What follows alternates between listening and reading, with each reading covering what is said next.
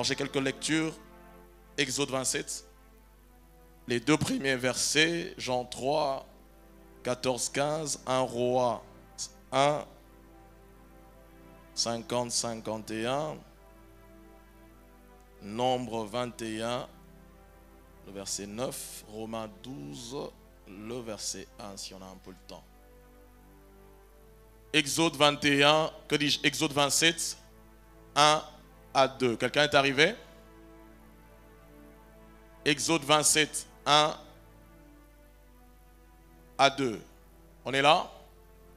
1, 2, 3. Tu feras l'autel de bois d'acacia. Sa longueur sera de 5 coudées et sa largeur de 5 coudées. L'autel sera carré et sa hauteur sera de 3 coudées. Tu feras aux 4 coins des cornes qui sortiront de l'autel et tu le couvriras d'airain. Jean 3,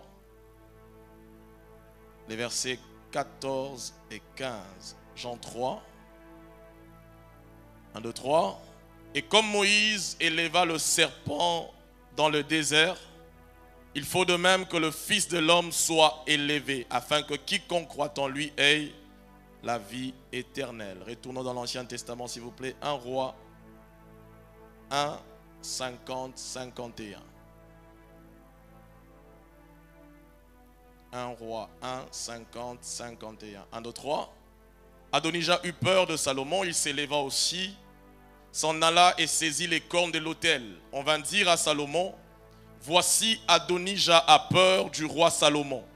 Il a saisi les cornes de l'autel en disant, que le roi Salomon me jure aujourd'hui qu'il ne me fera point mourir, qu'il ne fera point mourir son serviteur par l'épée. Nombre 21, le verset 9. Moïse fit un serpent d'airain et le plaça sur une perche. Et quiconque avait été mordu par un serpent et regardait le serpent d'airain conservait la vie. Dernière lecture. Romains 12, 1. Je vous exhorte donc, frères, par les compassions de Dieu, à offrir vos corps comme un sacrifice vivant, saint, agréable à Dieu, ce qui sera de votre part un culte raisonnable. Quelqu'un dit amen à la parole du Seigneur. Alléluia. Le son est tellement bon que ça me déséquilibre un peu. Vous savez d'où on vient? Des fois on prêche, on ne s'entend pas. Donc si j'écris, comprenez que je n'arrive pas à doser. On va avoir le confort, mais... Alléluia. Alléluia. La marche par la foi. La marche par la foi. La foi a pour fondement la croix. L'apôtre disait, si Christ n'est pas ressuscité, notre prédication est vaine. Notre foi est vaine. J'ai pensé avec le Saint-Esprit essayer de parler autour de la croix. Mais pour ce faire, je vais utiliser un élément qui annonçait la croix. Si la technique est en accord avec moi, on va projeter le petit croquis.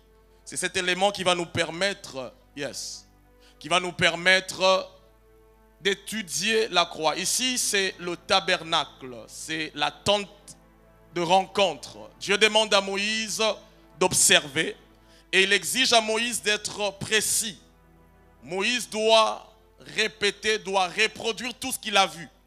Il a vu des réalités dans le ciel et il est appelé à pouvoir emmener ces réalités sur la terre en dressant cette tente qu'on appelle le tabernacle, qu'on appelle aussi le sanctuaire. C'était donc une sorte de tente, il y a une parcelle et puis il y a comme une pièce, une chambre à 2 pièces. La parcelle, la porte de l'autre côté, la parcelle s'appelle le parvis. Pour entrer là, il faut être israélite.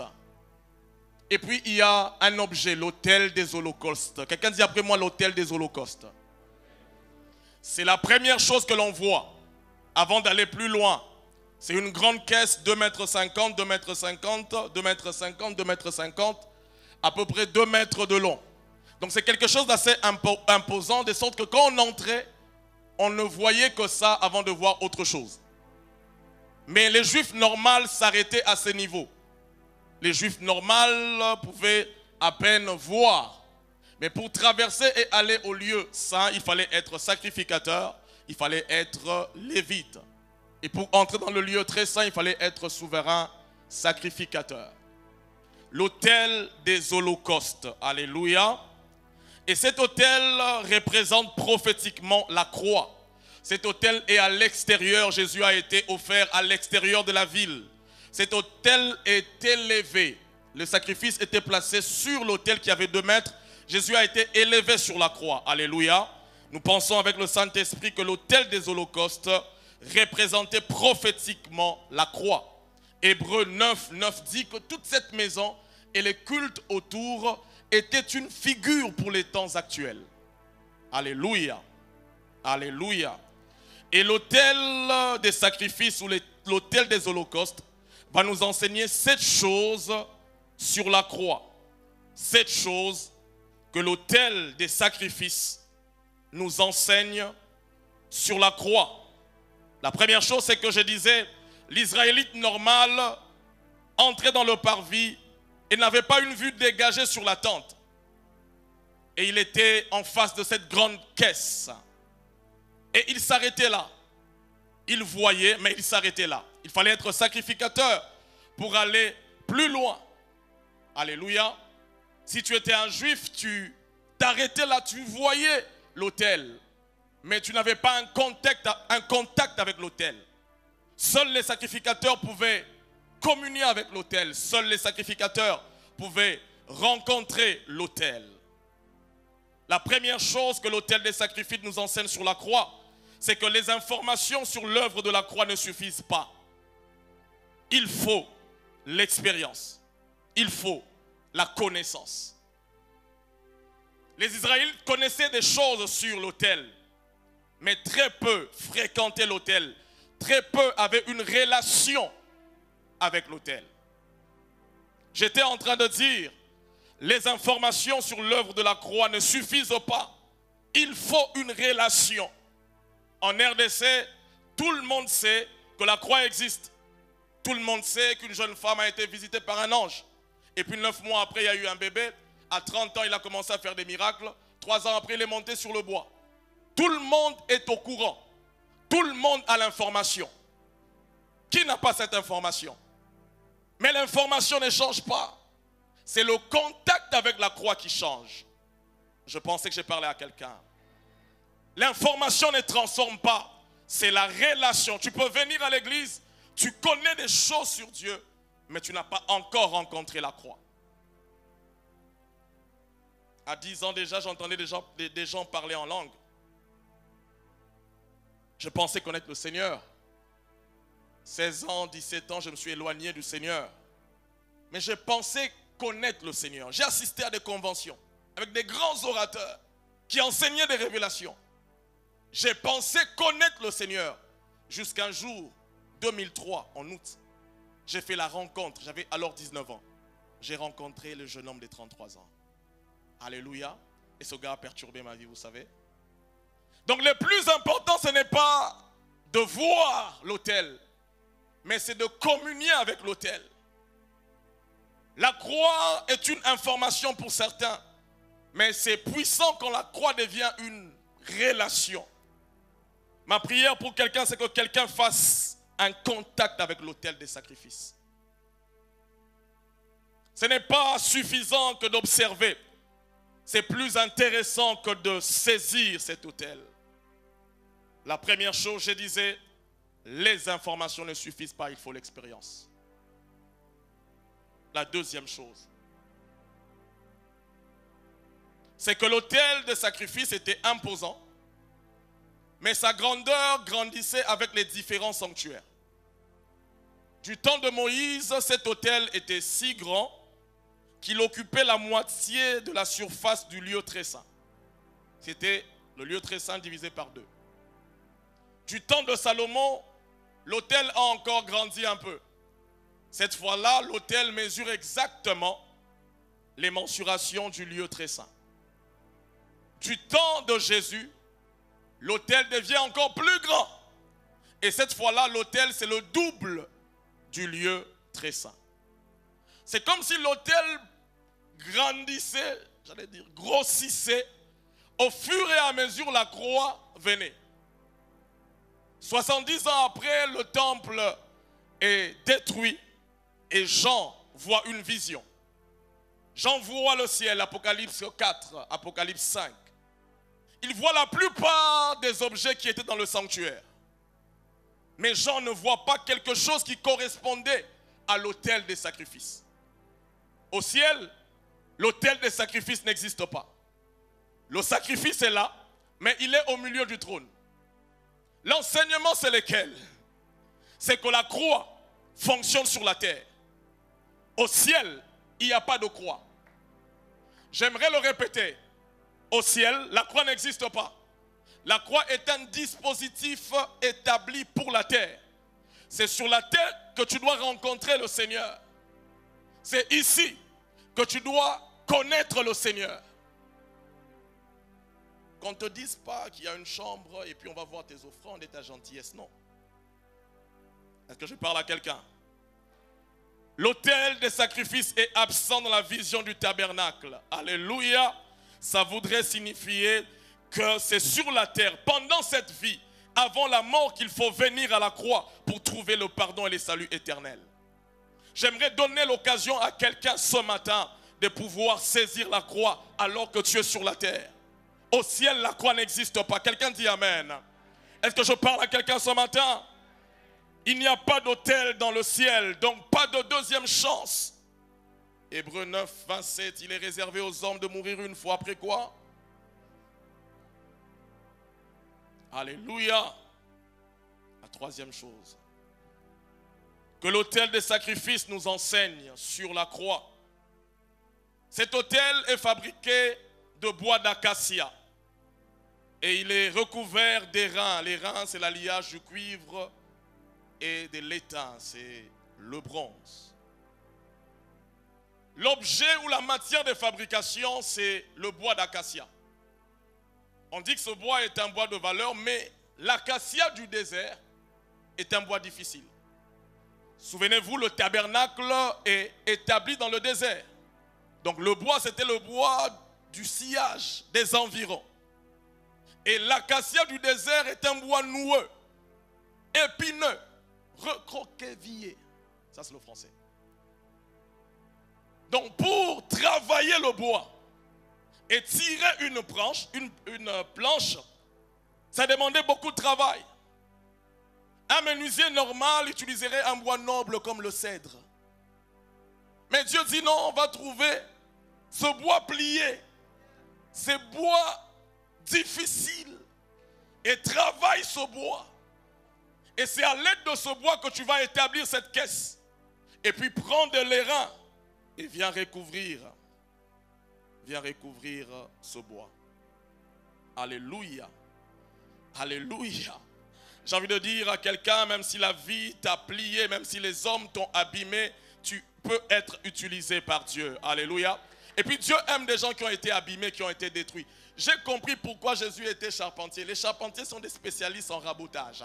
C'est-à-dire quand il prend ta vie, il vient te... Alléluia. Alléluia. La croix peut te changer, peu importe ton passé, peu importe ton histoire, peu importe ton background. La croix peut te transformer. Et je disais, même la croix aime des gens comme ça. Des gens qui ont été abîmés. Jésus n'a pas peur de ta vie, tu sais. Je disais, Jésus n'a pas peur de ta vie. Peu importe ce que la vie t'a fait, il peut te prendre et puis il te rabote. J'ai dit, il te rabote. J'ai dit, il te... Et Dieu dit à Moïse, prends de l'airain. Ce qui est bizarre, c'est que l'airain qui a été utilisé, c'est l'airain qui est resté de la révolte de Corée. Nombre 16. Corée se révolte. Il dit, Moïse, mamanza, même ma famille ou quoi? Il prend des braseros, des reins. Il appelle aussi Dieu. Vous connaissez l'histoire? La colère de Dieu éclate. Corée est consumée. Et c'est l'airain qui est resté là. Que Dieu dit à Moïse, prends cet airain. Mais prends cet airain. Prends cet airain et viens plaquer l'airain sur l'autel. Nous sommes dans le contexte de l'Ancien Testament, la rébellion est assimilée à la sorcellerie. Donc, Moïse prend les reins d'un sorcier. Est-ce que je peux déclarer sur quelqu'un? Même si ton père a été sorcier, Dieu peut t'utiliser. Peu importe ton background, j'aimerais dire, même si ton père a été sorcier, même si tu descends d'une lignée de chefs coutumiers, Dieu peut t'utiliser. Quelqu'un dise Amen. La croix peut te changer. Peu importe ton passé, peu importe ton histoire, peu importe ton background, la croix peut te transformer. La quatrième chose. Alléluia. Alléluia. La quatrième chose que l'autel des sacrifices nous enseigne sur la croix. Il est écrit, tu feras aux quatre coins des cornes qui sortiront de l'autel. Tu les couvriras d'airain. C'est que cette caisse avait sur les quatre coins des cornes d'airain. Alléluia. Et 1 Roi 1,50 qu'on a lu, il y a une histoire bizarre. C'est que David est presque à la fin de sa vie. Et il y a déjà des luttes qui se font autour de sa succession. Adonijah, qui est l'aîné vivant, pense que c'est lui l'héritier. Mais la mère de Bathsheba est au courant de la promesse. Elle est au courant de la promesse et elle travaille avec Nathan. Elle fait de la haute politique. Moi, je pensais que quand tu as la promesse, il faut rester comme ça et attendre la réalisation. Donc, Salomon avait la promesse, mais Bathsheba a travaillé dans la politique. Allez lire la Bible. Avec Nathan, pour que David établisse Jonathan, que dis-je, établisse Salomon du vivant de David. Moi, je pensais que quand tu as la promesse, il faut rester et attendre. La promesse était là, mais il y a eu quand même des stratégies pour que David installe Salomon.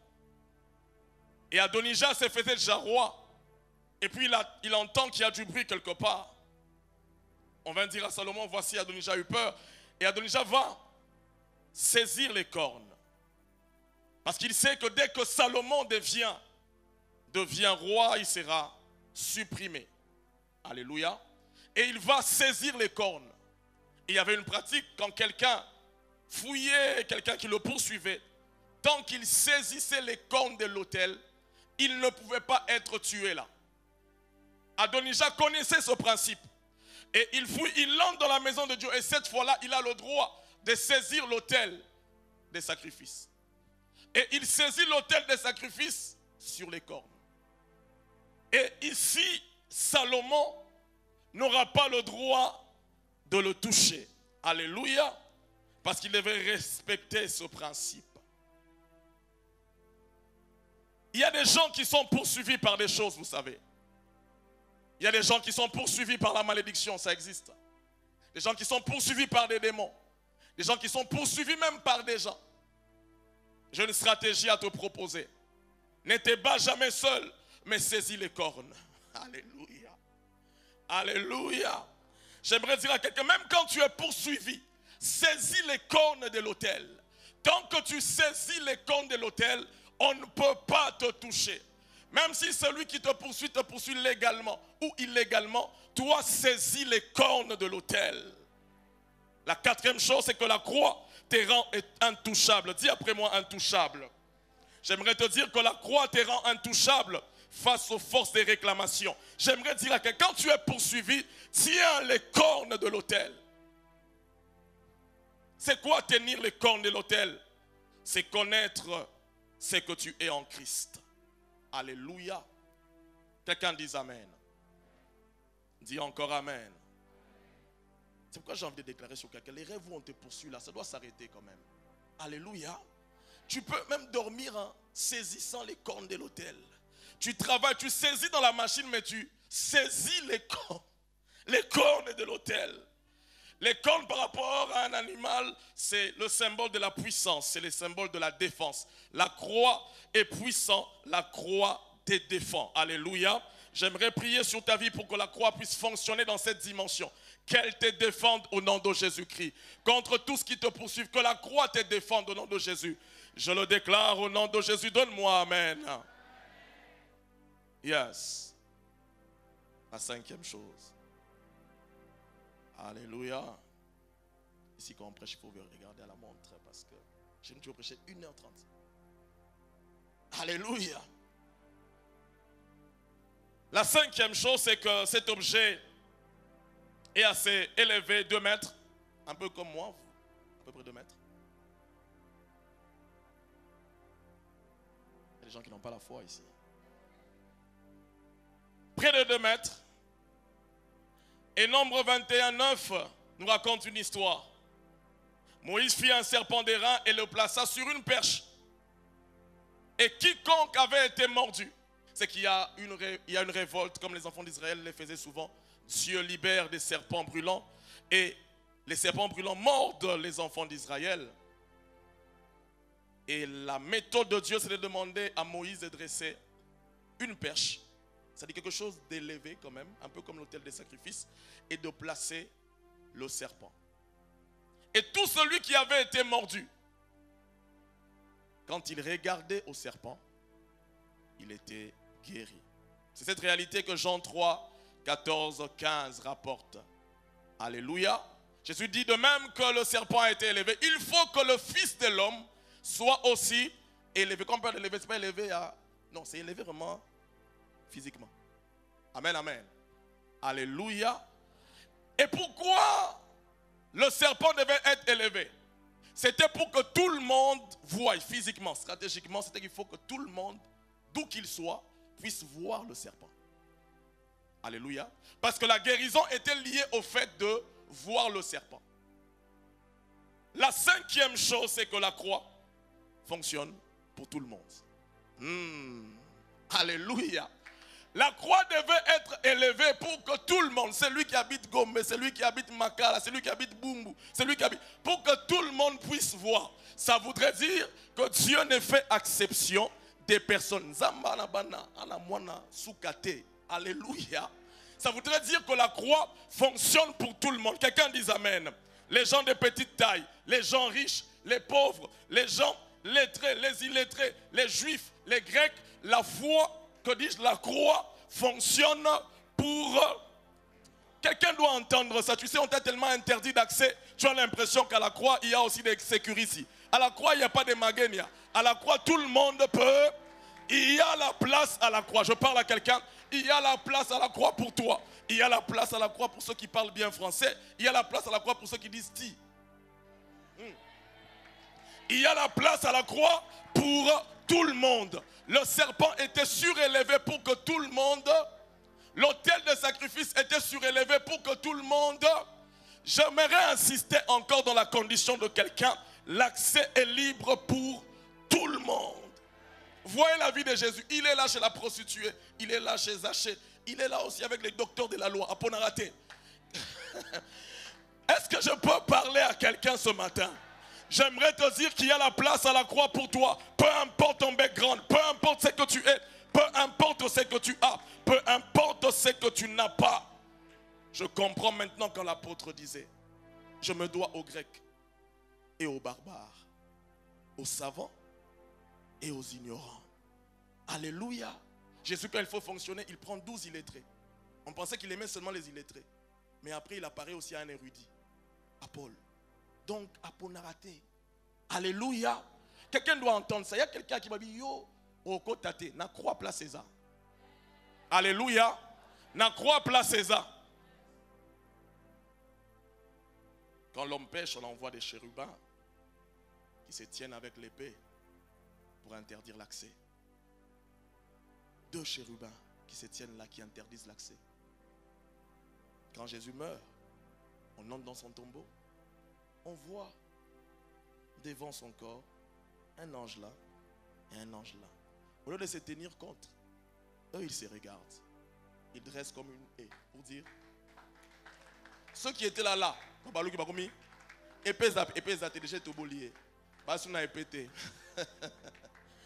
est-ce que quelqu'un comprend de quoi je parle?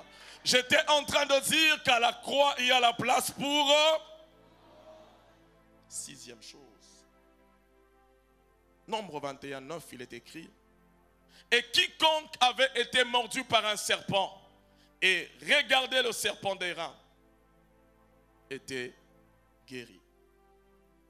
C'est qu'il y a plusieurs serpents brûlants, mais il y a un seul serpent d'airain. Plusieurs démons, mais un seul Jésus. Plusieurs problèmes, mais un seul. Plusieurs serpents d'airain, que dis-je, brûlants, mais un seul serpent. Alléluia. Un seul serpent d'airain suffit. Une seule croix suffit. Alléluia. À la croix, il y a la provision pour tout. Est-ce que quelqu'un comprend de quoi je parle? Il est écrit, il y a un seul esprit, mais une diversité d'opérations. Pourquoi un seul esprit? Parce que, imagine-toi, on est nombreux ici. Il y a quelqu'un qui attend le mariage, l'autre il attend la sanctification, l'autre il attend la percée, l'autre il attend un enfant. Maintenant, si l'esprit ne fonctionnait qu'avec une seule diversité, ça serait ennuyant. Un seul esprit, mais une diversité d'opérations. Olingi mapa, ozulipa. Olingi moro aussi sa chantier, ozulipa moro aussi sa chantier. Ozoluko futa minerval apesio. Un seul serpent d'airain, plusieurs serpents brûlants. Alléluia. Quelqu'un dit amen. Dis encore amen. Alléluia. Écoutez la condition, il dit, quand on t'a mordu, regarde au serpent d'airain. Naturellement, on regarde là où on a mal, n'est-ce pas? Mais il dit non. Même quand tu as mal, si tu veux être guéri, regarde au serpent d'airain. Non, comme Moïse, on n'a pas si à solo. Mais tant que tu regardes à ta douleur, tu te condamnes à la mort. Il dit pour être libéré de ton mal, regarde au serpent d'airain. J'aimerais dire à quelqu'un, enlève tes regards de tes blessures. Regarde celui qui peut penser tes blessures. C'est vrai, vraiment, tu as été blessé. C'est vrai qu'ils t'ont abandonné. C'est vrai qu'ils t'ont critiqué. Mais tant que tu regardes à tes blessures, tu n'avances pas. Regarde à ce qui a été fait pour toi. Plusieurs ont choisi de regarder à ce qui a été fait contre eux. Moi, j'ai choisi de regarder à ce qui a été fait pour moi. Parce que ce qui a été fait pour moi peut penser tout ce qui a été fait contre moi. Alléluia. Alléluia. Et donc l'enseignement, c'est quoi? Tu pleures, mais tu adores. Alléluia. Tu as mal, mais tu adores quand même. Parce que tu sais que la croix est la provision pour ta guérison. J'aimerais le déclarer sur la vie de quelqu'un que la croix est la provision pour ta guérison. C'est vrai que c'est difficile, mais je regarde à celui qui peut tout. C'est vrai que ça fait mal, mais je regarde à celui qui est capable de tout. Il dit, je reconnais que tu peux tout et que rien ne s'oppose à tes pensées. La septième chose. La sixième chose, c'était la croix résout tous tes problèmes de tout ordre. La septième chose. Romains 12, 1.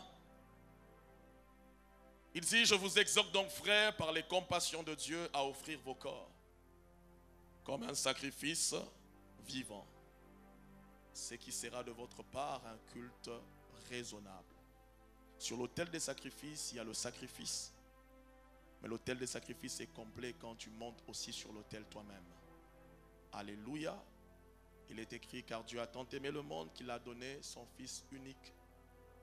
Il a tant aimé, il a donné, afin que quiconque croit en lui. En fait, la croix, elle est là, mais elle attend une réponse à la croix. Alléluia. L'amour de Dieu est disponible, mais l'amour de Dieu attend une réponse à la croix. La croix fonctionne sur ta vie quand tu te donnes à Dieu. Est-ce qu'on peut baisser nos têtes dans la prière?